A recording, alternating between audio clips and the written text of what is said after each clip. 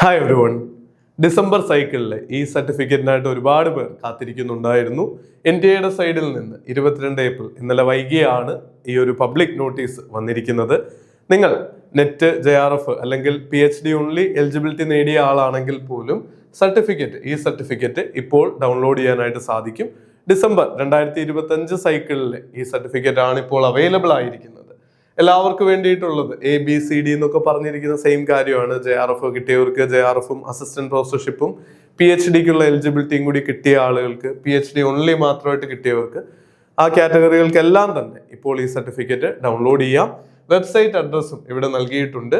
ugcnet.nta.nic.in എന്നുള്ള വെബ്സൈറ്റിലേക്കാണ് പോകേണ്ടത്. നിങ്ങളുടെ ക്രെഡൻഷ്യൽസ് നൽകി ലോഗിൻ ചെയ്യുക.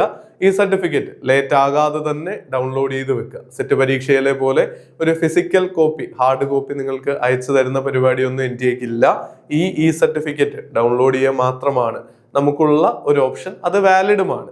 ഇനി നിങ്ങൾക്ക് അതിൻ്റെ വെരിഫിക്കേഷൻ പ്രോസസ് ഒക്കെ ഏതെങ്കിലും ജോലിക്കായിട്ട് അല്ലെങ്കിൽ PhDക്ക് അഡ്മിഷൻ ആയിട്ടൊക്കെ പോകുമ്പോഴാണ് അനുബന്ധ ഡോക്യുമെന്റുകൾ, നിങ്ങൾക്ക് റിസർവേഷൻ ഒക്കെ ഉള്ളതിന്റെ സ്പെസിഫിക് ആയിട്ടുള്ള ഡോക്യുമെന്റുകൾ ഉണ്ടെങ്കിൽ അത് വെരിഫൈ ചെയ്യാന്നുള്ളത് ഓർക്കുക.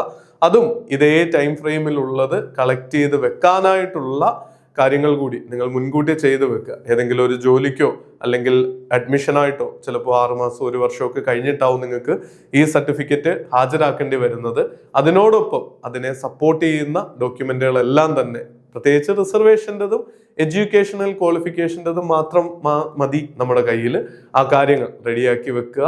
പിന്നെ PhD ഓൺലി ആണെങ്കിലും നെറ്റ് ഓൺലി ആണെങ്കിലും നിങ്ങൾക്ക് കിട്ടി JRFിലേക്ക് നോക്കുകയാണെങ്കിൽ ഉറപ്പായിട്ടും I+ന്റെ കോച്ചിങ് തിരഞ്ഞെടുക്കാനായിട്ട് കൂടി ശ്രദ്ധിക്കുക. ഇനിയുള്ള കുറഞ്ഞ സമയത്ത് എഫിഷ്യൻ്റായിട്ട് പഠിക്കാൻ തീർച്ചയായിട്ടും നമ്മുടെ മെറ്റീരിയലുകൾ നിങ്ങളെ സഹായിക്കും. മുന്നോട്ടുള്ള ജേർണിയിൽ നല്ല അധ്യാപകരായിട്ടൊക്കെ പേരെടുക്കാൻ സാധിക്കട്ടെ എന്നുകൂടി ആശംസിക്കുന്നു. All the best. Thank you.